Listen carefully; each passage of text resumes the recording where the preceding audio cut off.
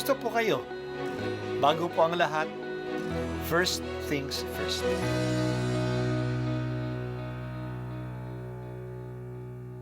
Good morning po. Sinisimulan po natin ngayon ang first things first.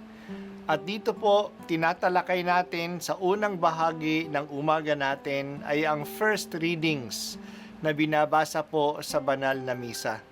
Ito pong tinatalakay natin kasi madalas po kasi marami na tayong alam tungkol sa gospel readings. Pero konti po ang nagsasalita sa first readings. Pero ang first readings, bahagi din po yan ng Biblia, ng banal na kasulatan. Kaya susubaybayan po natin ang mga first readings, basahin po natin at kuminsan kailangan ng basahin ng 2 o 3 beses bago maintindihan kasi hindi po tayo familiar sa mga istorya at sa mga kaisipan na tinatalakay dito. Ang pagbasa mula sa aklat ni Josue. Noong mga araw na iyon, tinipon ni Josue sa Siquem ang lahat ng lipi. Pagkatapos tinawag niya ang matatanda, ang mga hukom, ang mga pinuno at mga tagapangasiwa ng Israel, at sila'y humarap sa Panginoon. Sinabi niya, "Kung ayaw ninyong maglingkod sa Panginoon, sabihin ninyo kung kanino kayo maglilingkod.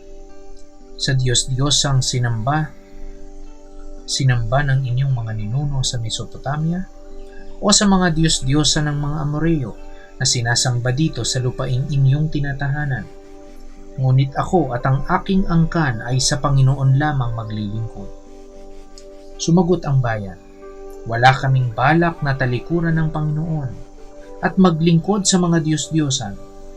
Ang Panginoon ng ating Diyos ang siyang humango sa atin sa pagkaalipin sa Ehipto. Nasaksihan din namin ang mga kababalaghang ginawa niya upang tayo'y maingatan saan man tayo mapadako at mailigtas sa mga kaaway na ating nadaanan. Kaya't kami rin ay sa Panginoon maglilingkod. Siya ang ating Diyos." Ang salita ng Diyos. Salamat sa Diyos.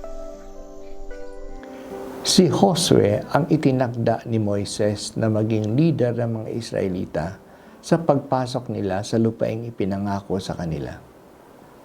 Noong mamatay na si Moises, ang nanguna sa kanila na pumasok sa Kanaan ay si Josue. At dahan-dahan sinasalakay ni Josue at ang mga Israelita ang mga taga roon at kinuha ang lupain sa kanila. Pinaghati-hati ni Josue ang buong Kanaan sa 11 tribo ng Israel. Walang parte ang napapunta sa angkan ni Levi kasi dahil sa kanilang paglilingkod sa dambana ng Diyos, dapat silang suportahan ng 11 tribo. Nung makuha na ang buong lupain, ang matanda na si Josue, nagpatawag siya ng isang General Assembly sa buong bayan doon sa Shechem. Pinadesisyon uli niya ang mga Israelita kung sino ang Diyos na paglilingkuran nila. Mayroon na silang karanasan ng iba't ibang Diyos sa kanilang mahabang kasaysayan. Nakilala nila ang mga Diyos doon sa Mesopotamia na pinanggalingan ng angkan ni Abraham.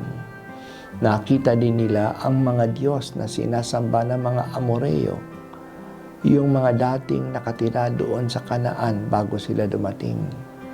Naranasan din nila ang mga Diyos-Diyosa ng mga Ehipsyano. Pumili sila kung sino ang Diyos na sasambahin nila. Pero siya, sabi ni Josue at ang kanyang angkan, si Yahweh lamang ang Panginoon na kanilang sasambahin. Sumagot ang mga tao at sumigaw ang lahat na si Yahweh lang ang Panginoong Diyos nila. Siya ang naglikas sa kanila sa pagkaalipin sa Ehipto. Siya ang gumabay sa kanila sa disyerto. Dahil sa Kanya, nakuha nila ang lupain ng Kanaan.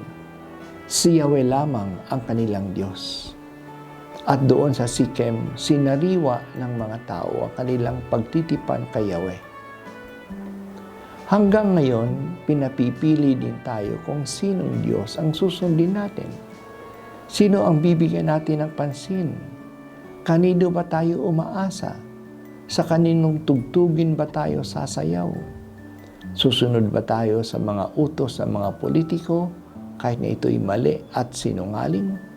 Magpapadala ba tayo sa pera at maniwala na ito ang magiging lunas sa mga problema natin?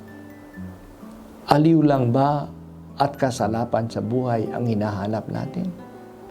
Mas naniniwala ba tayo sa technology at mga gadgets at dito natin binubuhos ang ating oras? Digmaan ba at kamatayan ang solusyon sa ating problema? Iyan ang mga Diyos na kakompetensya ng Diyos nating si Jesucristo. Kanino ba tayo sumasamba? Sino ba ang sinusunod natin at pinaglalaanan ng pansin? Panginoong aking laging pupurihin. Sa pasasalamat sa Kanya, hindi tayo titigil. Dinidinig niya ang daing ng matuwid. Ininiligtas niya sila sa panganib.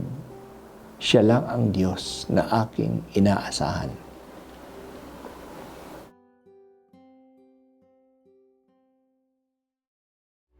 At ako po ay si Bishop Broderick Pabilio dito sa First Things First.